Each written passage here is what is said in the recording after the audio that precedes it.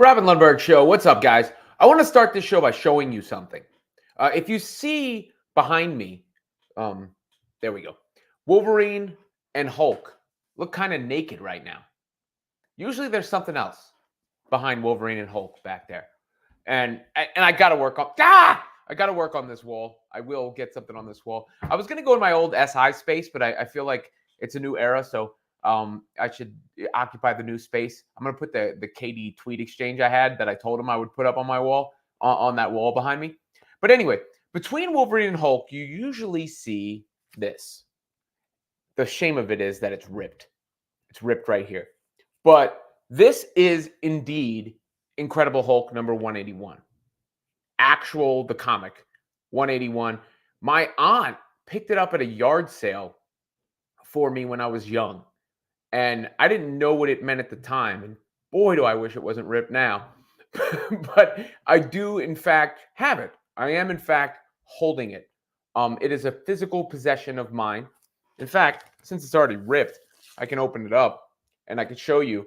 This is the first appearance of Wolverine, if you don't know that. Like in the comic books, it is the first appearance of Wolverine. He actually appears in the last panel of the comic before this, Incredible Hulk number 180, which I also have down here. I have 180, 181, and 182. I got all of them. That sequence of comics. And it's got to be like the coolest thing that I own, like from a tangible standpoint. Unfortunately, it is ripped, like I said. But that is how Wolverine was introduced into the comic book universe through Incredible Hulk number 181. And I feel like in order to properly capitalize on the return of Wolverine to the Marvel Cinematic Universe, which is about to happen in this upcoming Deadpool movie, they got to have Wolverine fight Hulk. We need to see Wolverine and Hulk. In fact, it could be its own movie. Does anybody remember the Wolverine versus Hulk cartoon that ran not that long ago? It was badass. Hulk fought Thor and Wolverine in that comic or in that cartoon series, and it was. Let me see if I can. For anybody who hasn't seen it, it was really, really cool. One of the coolest animated series type deals I can recall ever seeing was that Wolverine versus Hulk animated cartoon that came out. I'm trying to find my damn browser. I don't even know where here I am. Okay. Anyhow, there was a cartoon movie, I guess, if you want to call it, and this is what it looked like.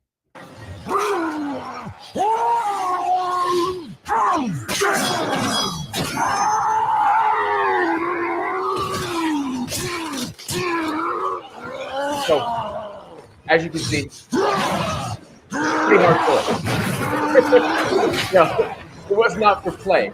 The Hulk was a monster. He actually beat Thor to death in that cartoon as well.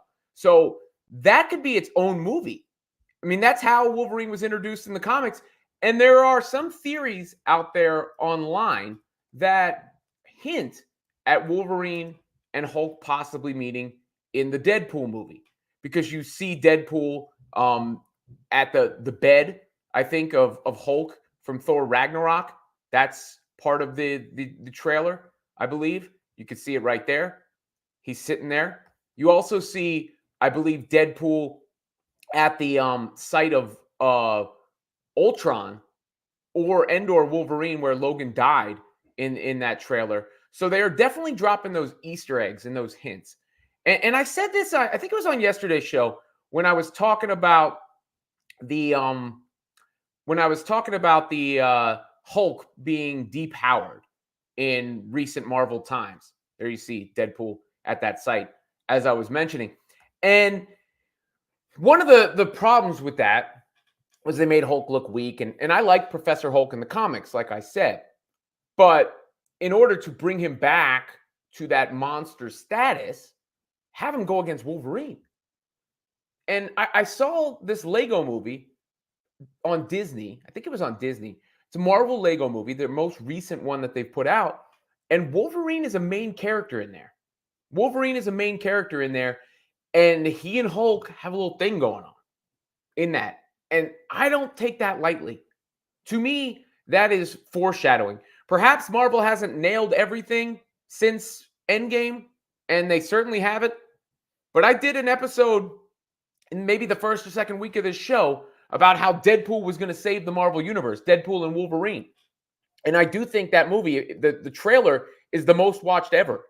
It actually beat Spider-Man No Way Home. And Spider-Man No Way Home saved movies, period. But if Marvel's going to do it right, and they're going to bring Wolverine in, and I think we're going to meet the future version of Wolverine in Deadpool as well. You know, the patch incarnation that they've teased from the Deadpool movie, which is an alter ego Wolverine carried in the comic books at one point in time. I believe that's going to be the MCU Wolverine, or at least another variant that lets you know that the Hugh Jackman version we're seeing is not the only Wolverine that we will see. So they don't do any of this justice unless they give us Hulk and Wolverine. That I demand of Marvel. Hulk and Wolverine. You want to get people amped? You show us that. You show us that teaser on screen, and you could do a whole movie. Who wouldn't pay? Who wouldn't pay to go see a Hulk versus Wolverine movie? I know they said they're not going to make another Hulk solo movie. Wolverine versus Hulk, whatever way you want to order it. Who wouldn't pay to see that? They wind up teaming up at the end, whatever. But as long as they're against each other at the beginning in the wilderness with the Wendigo character, just like in this comic book, that would be the coolest thing ever. I mean, you forget Wizard Magazine. I don't know if any of you remember Wizard Magazine. I used to live on a road called Marina Overlook in Lusby, Maryland. Lusby, Maryland is 15 minutes from nowhere. You had to drive to the bottom of the hill to the top of the hill. I'm sorry. We lived at the bottom of the hill. You had to go to the top of the hill to get to our mailbox. And, 2-3 minute walk at least to get to our mailbox. I used to sprint up to get to the mailbox to read Wizard Magazine. And in Wizard Magazine, they would do these casting calls.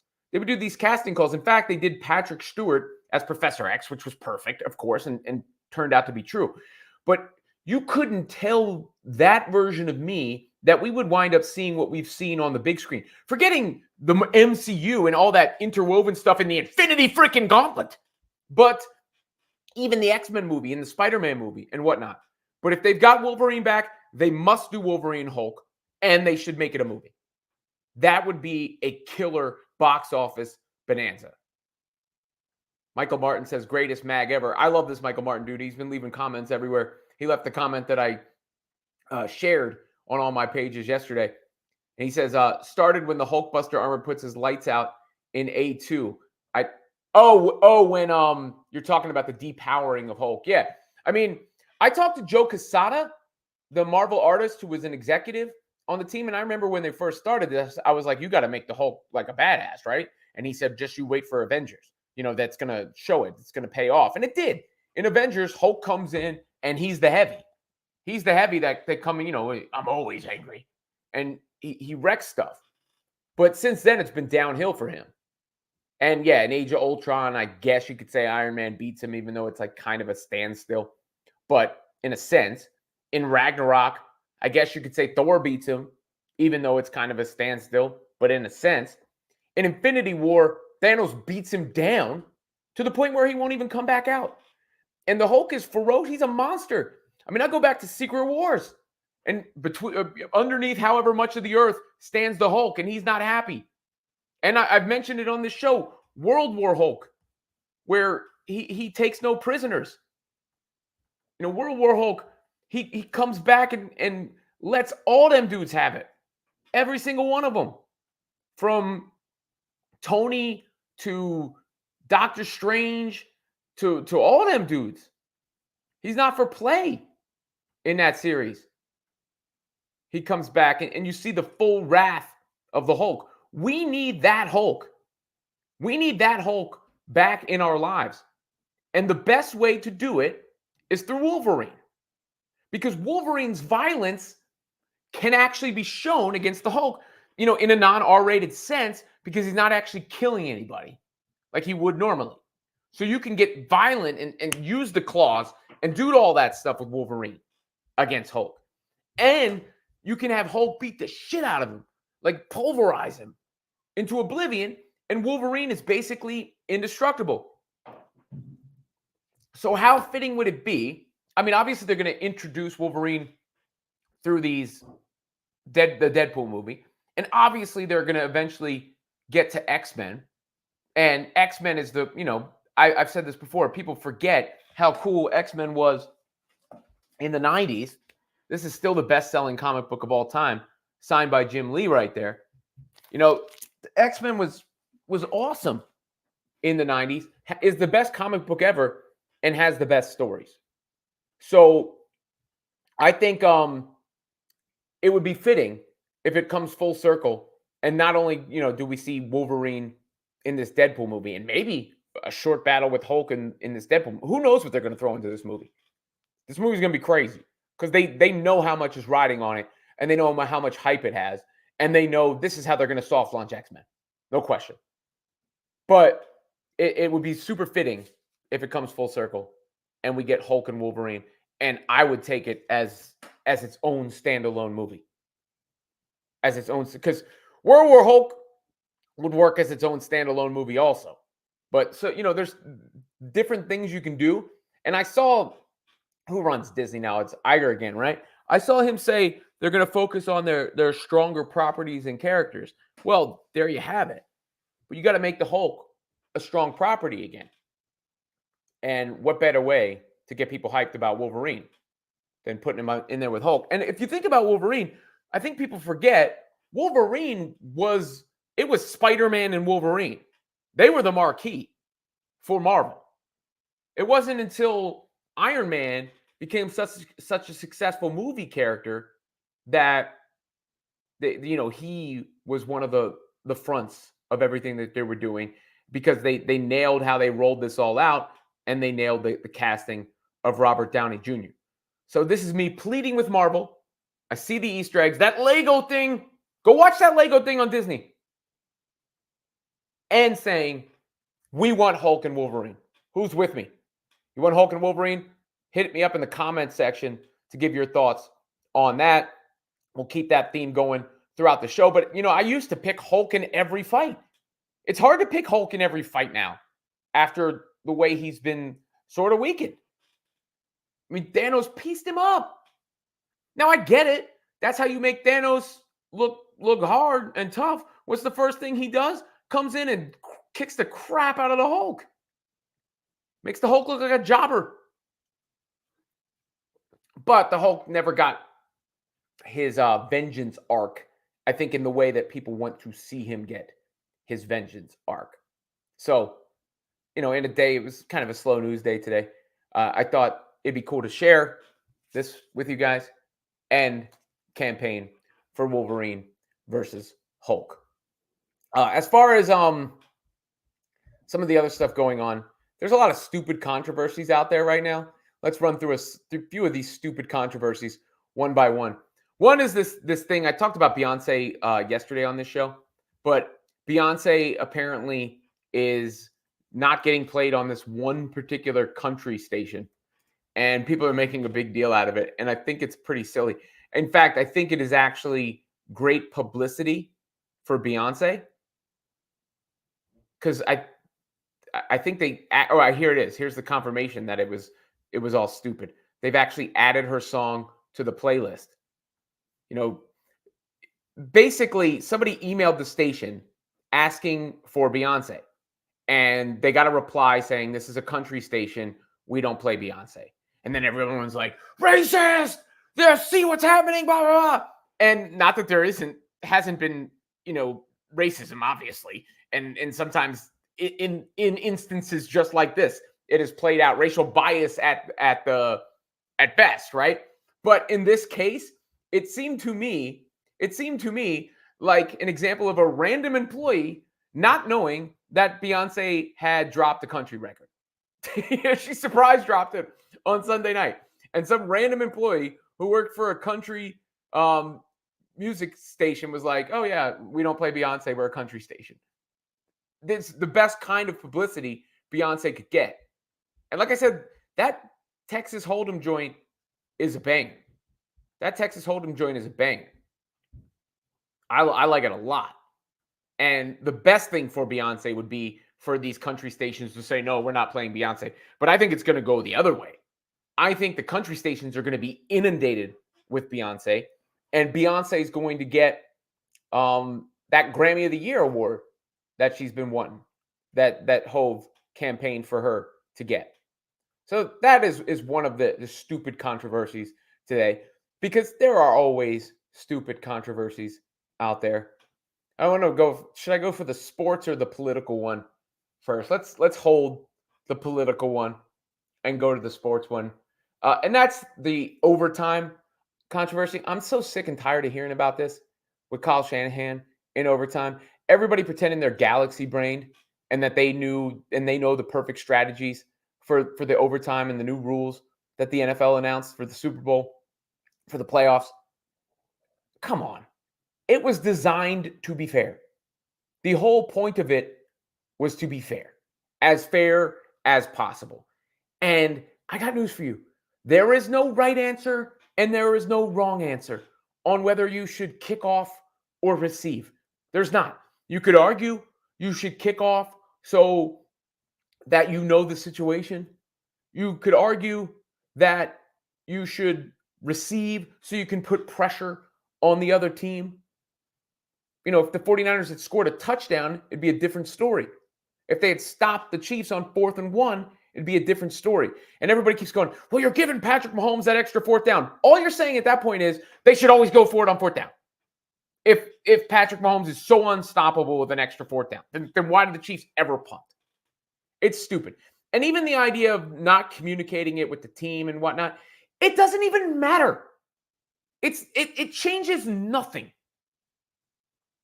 We're so conditioned, really because of what I've done for a living for so long, to have someone to blame. To say, hey, you know, we have to blame somebody for this loss. Why did this team lose? Those sort of things. And somebody's feet need to be held to the fire. Okay. In this case, I don't think there was anybody to blame. To me, this was an example of shake hands, good game. Good game from both sides. That there was nobody that deserved to be shamed for what happened in that game. The 49ers barely lost to a dynastic team with arguably the best quarterback ever. Or certainly in the guy in the running for the best quarterback ever.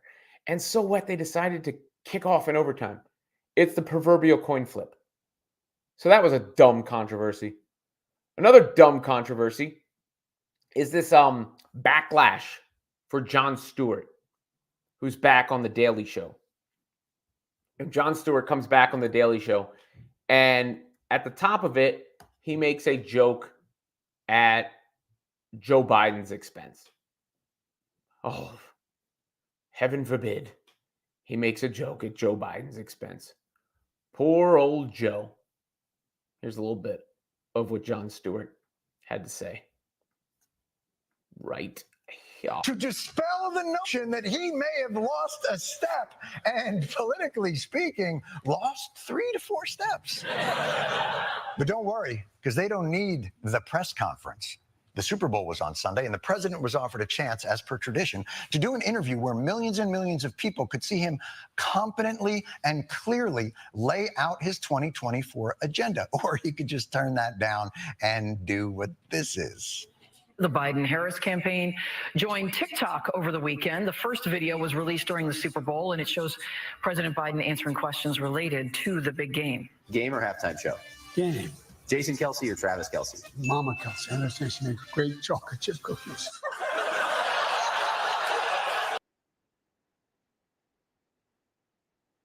So that was, you know, what Jon Stewart said on the show. He went on. There was more to it. But here's the thing. He's a comedian. He does political commentary. All people are fair game.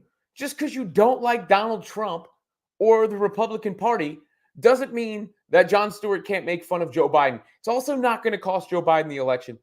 And breaking news, Joe Biden is old. The guy is old. I mean, this channel is mostly going to be, at least it mostly has been, sports, superheroes, rap / music, and wrestling, right? But I'm going to sprinkle some political stuff in here. And the Stewart thing caught my attention because it's a little bit of a commentary on something that had been bothering me for a minute. Because, if I'm being full disclosure, I was just at a party and somebody, well, not a party, I was just at a gathering, and somebody said, something about I should have a discussion with a Republican because I'm a Democrat. And I'm like, I don't even like to classify myself that way. I don't even like to classify myself that way because I don't like labels, right? And sure, am I a registered Democrat? Yes. Do I mostly vote Democrat? Yes. But I'm an independent person with independent thoughts, and I don't just align with anybody tribalistically. Not the way it works. And the whole Trump stuff, pre-COVID, I was way more passionate, I guess, in a certain sense, like in the protests and whatnot. But what COVID did for me, one thing it did was make me realize everybody's crazy and everybody's out of their mind. Because we've lost the track of the plot. People every day, there is some sort of controversy about nothing. When there are real, actual things out there that need to be dealt with and addressed. And, a comedian is allowed to make fun of Joe Biden. Just like a comedian is allowed to make fun of Donald Trump. And you might think, rightfully so, that Trump is much worse than Biden. And it's a false equivalency, right? Like, it's like saying milk a few days past its expiration date is the same thing as anthrax. Fine. It could be a false equivalency. But that doesn't mean Biden is off limits for a comedian. And Jon Stewart was never a one-sided. You don't both sides things. There is a there was and still to a degree was worse, like a problem with some of these networks, like trying so hard to both sides things. Like you can't both sides being stung by a bunch of bees versus being stung by one bee. Right, like a hornet's nest unloading on your face and having a bee like go around you at a picnic. It's not the same thing. Those are not equivalent. So you can't try to make one the same as the other and say, that's where the memes of like, what about our emails would come up because you're comparing them to something else. But that doesn't mean other people are totally off limits for being made fun of. I mean, comedians make fun of everybody. I used to do stand-up a little bit. I ran an open mic on Bleecker Street for a hot minute way back in the day. And I used to just open up the paper and read it and riff on whomever. That's part of what being a comedian is. That's part of the deal. And again, like COVID, just everybody got crazy. If you said anything about like, hey, maybe some sort of natural immunity might happen because people are getting infected at a high rate and we can't actually stop this thing from spreading because everybody's catching it anyway, even with vaccines. People are like, you're crazy and you hate science. It's like, no, bro. No. I'm just looking at what's happening and thinking about it and forming an opinion. And that's from the people that were supposed to be your allies. And so I've tried to use that as a lesson, especially because our culture has been so corrupted and polluted, to try and extend an olive branch, because that's how we're going to heal this stuff. I don't, some of the behavior is very cultish, and my biggest issue with the Republican Party now, especially now after all this time, is that they still refuse to run a non-Looney Tune. I mean, I think a non-Looney Tune would have a good chance at winning some Democratic votes at this point. And here's the thing I would say for Joe Biden.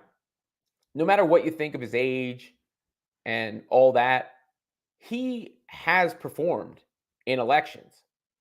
he has performed in elections where when he's been on the ballot, his side has generally won. His side has generally won. That goes back to Obama. That goes to him obviously winning the presidency. That goes to the midterms and all that stuff. So he is an effective politician, Joe Biden. And you have to take that into account. You have to take that into account when you're discussing him and his chances of winning. But I did just want to point that out. Like, just because Jon Stewart took a jab at Biden or made a commentary on Biden doesn't make him a Trumper. And we have to get past that, like, tribalistic behavior. It's, it's scary, the things that people get outraged about or try to make a controversy about on a day-to-day basis. And social media has made it much worse because there are the things that you should be screaming from the mountaintop about, right? And those things lose their weight when you wind up screaming from the mountaintop because somebody forgot to use a pronoun or somebody, said, hey, I think that was a good idea from this person in the other party, or somebody said, you know what, COVID's been terrible, it's awful, but I'm done wearing a mask. That's the part of it. Hey, Rob, been busy. Deadpool trailer looks so good. That's a segue back to that. And the top of the show, I mean, the Deadpool trailer did indeed break the records.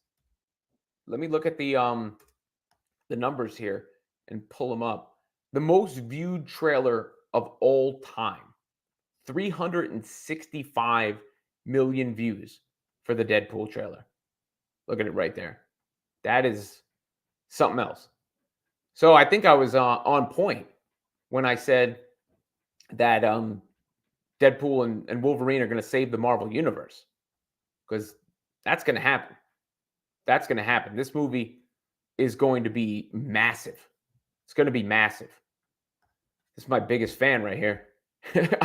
He's not the only one commented, but I just boosted my own confidence here. Anyhow, that's what I had on the rundown for today.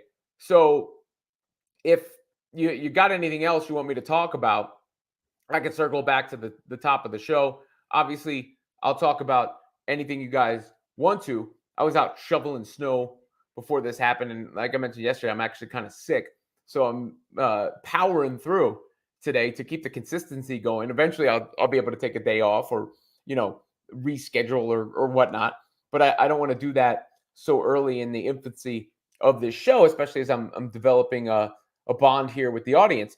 But that's what I had on the rundown. So anything else you guys want to get into, hit me up in the comments section, and I'll definitely get into it. But it's kind of a slow day, like I said. There's not that much going on, and I want to start incorporating more guests on this show and whatnot too. I think the episode I did with Peter last week was well received. People seem to dig that, and you never know what'll take off too. I did one on the slam dunk contest, and that's just been gathering up steam. Berkey says the Knicks got robbed on the foul call last night. Yeah, aren't they protesting it? That is the worst thing about the NBA right now is how jump shooting is officiated. It drives me insane. And yeah, the Knicks are protesting that foul call from the game last night, where it should have been going to overtime. Instead, a foul is called on Jalen Brunson that gives the Rockets the win. After the game, the refs say there shouldn't have been a foul called, and here we are with them protesting. That those type of plays are called too often. Basically, I think what they thought they saw was Brunson coming into the landing space, or what they call the landing area of the shooter. And it was just a heave at the end of the game. It was just a heave at the end of the game. And that was one of those things where usually people swallow the whistle. They usually swallow the whistle. But instead, they called it there. They called it there. And it cost the Knicks. There's no question. But this is about more than the Knicks in that game. Who knows if they'll win the protest? I don't know if I've ever seen one of those protests successfully won. But they are legislating defense out of the game, out of the sport. They're legislating it out of the sport because it is too hard to guard these guys nowadays. It is way too hard to guard these guys nowadays, considering where they can shoot it from, how efficient they can shoot it, at the volume that they're shooting it at, and the way this floor is spread for everybody else. Everybody can handle, everybody can shoot. And people like to say defense was better back in the day. I disagree. I mean, I just think the offense is so good now. It's nearly impossible to stop. And then when you actually do get out and contest or close out, you get called for a foul. And the offensive player will flail themselves into you. They need to take a note. The NBA needs to take a note from FIBA. They need to take a note from FIBA and make sure that they let a little bit more physicality back into the game as far as how it's called. And let people play a little bit of defense. Because the real problem is the offense is so hard to stop. And then if you're just going to let guys, call fouls on every jump shot, you're going to have a problem. You're going to have a problem. So that's really what I think of the Knicks game last night and the Jalen Brunson whistle. And the Knicks have they've lost like 3 out of 4 now. A little bit of a funk. They've been dealing with some injuries. I don't know if we've got an update on Dante DiVincenzo yet, but that's a significant piece for them that you got to hope he isn't injured long term either. But yeah, that's what I got to say about that.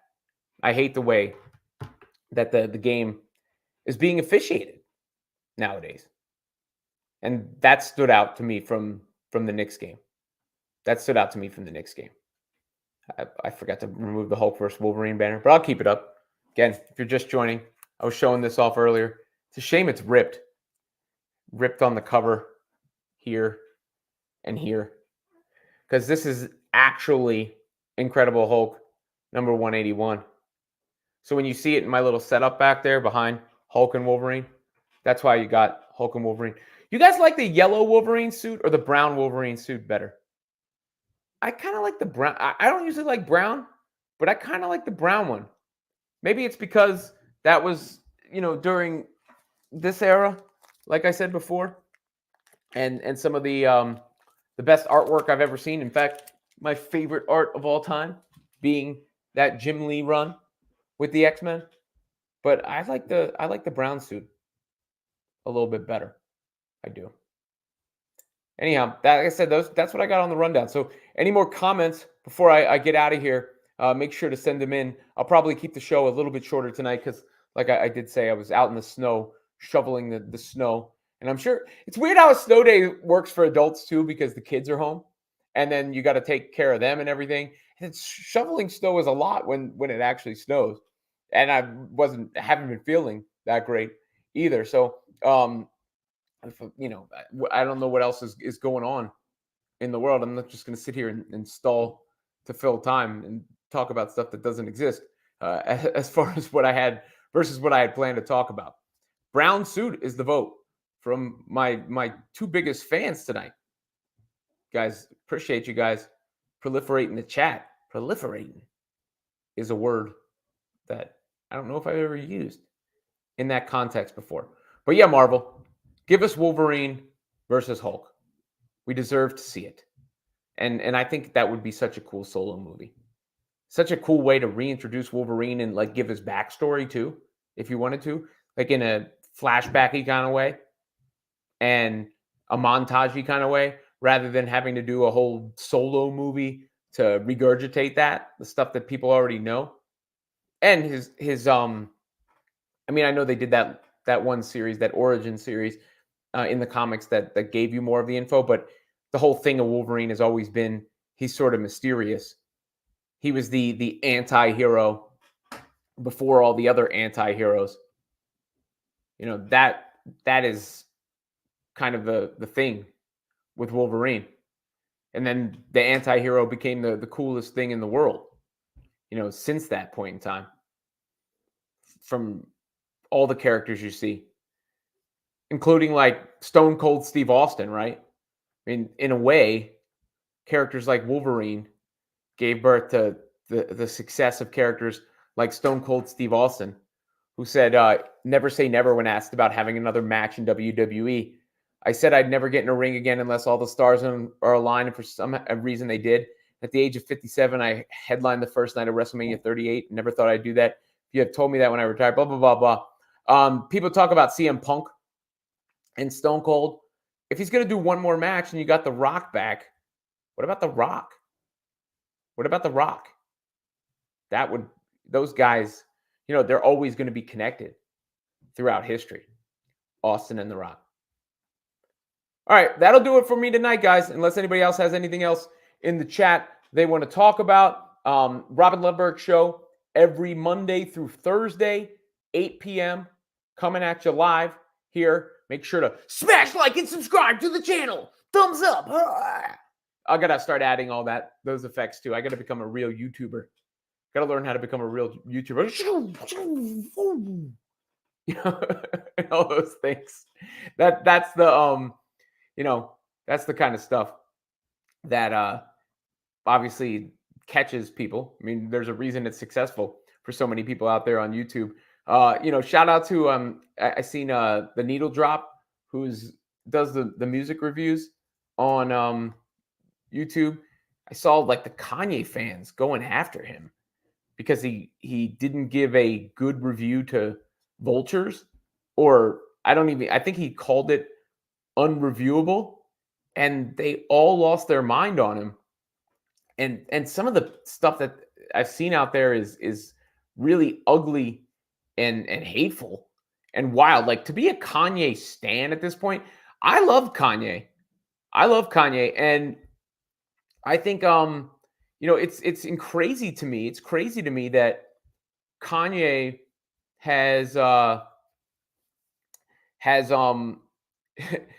what is it?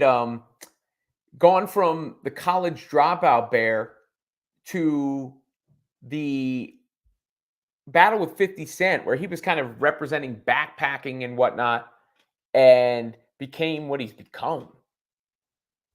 And that Vultures project isn't even good. It's not even good. There's some interesting production on it.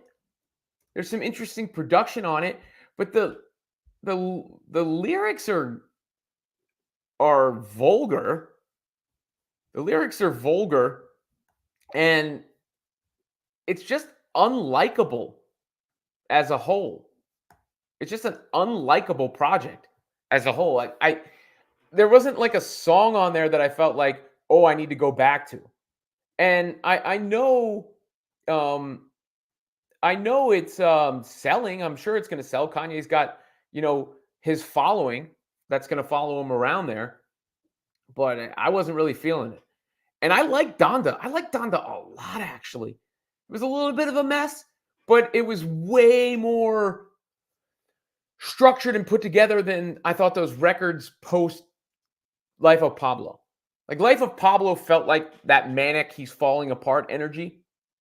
And it felt like he harnessed that a little bit again with Donda.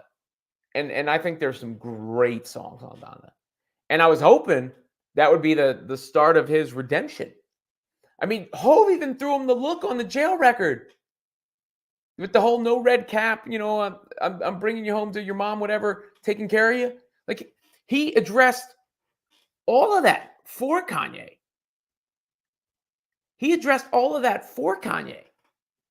And still, this dude decided, you know what I'm going to do? Praise Hitler. And just everything about him has seemed ugly and off.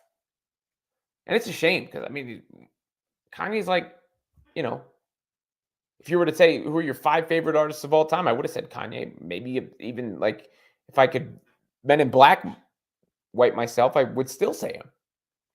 He's influential, there's no question. Super talented. I hope one day he can get it back. But Yeah, not looking good. And don't let the hype beast fool you. That Vultures project is not that good. It's There was nothing like that made me go, oh, I got to run that back over and over again. All right.